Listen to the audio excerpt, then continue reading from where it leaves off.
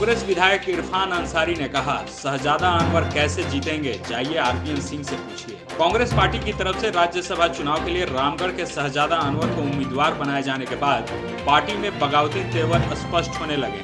कांग्रेस के विधायक डॉक्टर इरफान अंसारी ने स्पष्ट कहा है कि श्री सिंह झारखंड के प्रभारी हैं, वे कैंप करें और शहजादा अनवर को जिताएं, क्योंकि उन्हें राहुल गांधी अथवा सोनिया गांधी जी ने टिकट नहीं दिया।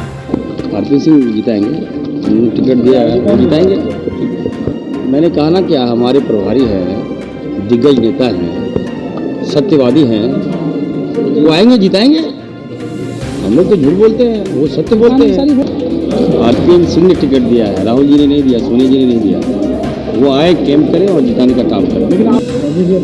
और पार्टी को नहीं लग रहा है कि मेरी आवश्यकता है अभी, पार्टी को नहीं, आरपीएन सिंह को। मैं राहुल जी से मिल ही नहीं पा रहा हूँ।